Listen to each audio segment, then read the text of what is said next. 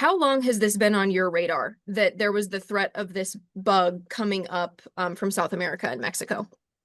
I represent a district that's two-thirds of the Texas-Mexico border. This isn't a new issue for us, but it is growing. And what I worry about, this screwworm is a parasite that can wipe out our beef industry. It has in previous time periods. It's spreading in Mexico, and it's all fun and games until this screwworm messes up with me getting barbacoa tacos on the weekends or barbecuing, right? So this is where we have to get ahead of the problem. Too often in Congress, we wait for the problem to get here, and then we blame whose fault it is. This is, in my eyes, we get ahead of it. We make sure that this screwworm never messes with Texas and keeps us safe.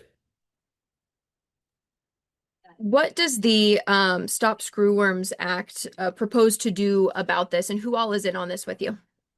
I'm really excited about the Stop Screwworm Act. It's a bipartisan piece of legislation. We have nearly 30 members of the House, and we have 5 senators, both our senators in Texas, Senator Cruz and Senator Cornyn, along with Senator Cindy Hyde-Smith from Mississippi and the both senators from New Mexico. It's pretty simple. Right now, there is only one facility in the Western Hemisphere that tackles the screwworm, and that's in Panama. We have to stop relying on others to do our work. The legislation proposes that we build a facility right here in the United States. In my opinion, out in South and West Texas makes a whole lot of sense of where that facility should be. So that way we could sterilize flies to prevent them from having screwworms spread this parasite throughout our area. Should this pass, what does the timeline look like to get that facility built and running?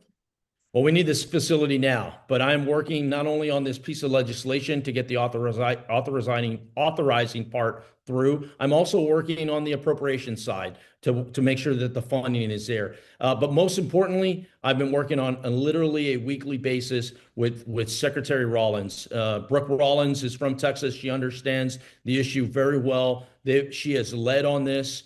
So it's been a real breath of fresh air to partner up with the Secretary of Agriculture to get this over the finish line. There's a few more twists and turns we need to get to, but the fact that we've got this much support so early on, I think is encouraging. The last piece I'd say too is I want to thank the outside organizations, Texas Farm Bureau, American Farm Bureau, Cattle Raisers Association. This is how you move legislation from idea to ultimately functioning.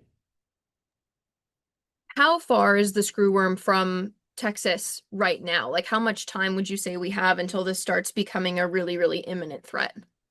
We're out of time. It's the way I look at it. It's already in Mexico. It's spreading in Mexico. I had dinner last night with the ambassador of Mexico just to highlight the importance of it. Secretary Rollins has put a pause on receiving cattle from Mexico. It's a 15-day pause. So the time is now. Well, once again, like there's no more waiting for this. Very soon, I know a lot of people are waking up going, what is a screwworm? But very soon people are going to know what a screwworm is because they can't barbecue on the weekends. And so this is where we can't allow this parasite to wipe out our cattle industry. And we get ahead of it. I think we're headed on the right track. But sadly, I think the time to act is now.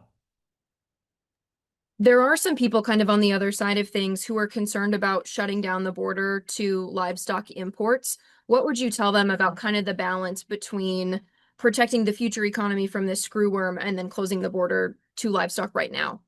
It's pretty simple. I want there to be safe. I want there to be safe cattle that comes over. I want there to be inspected cattle that comes over. I don't want to minimize trade in any form or fashion. We just want it to be safe, and I think we can get there. Once again, what I highlighted to the ambassador of Mexico was partnerships. If we have this facility in Texas that prevents that sterilizes these flies and prevents the screwworms from occurring. This doesn't just help Texas. This also helps Mexico. So we got to get back to, once again, blaming other people. Let's solve this problem together. Let's work together.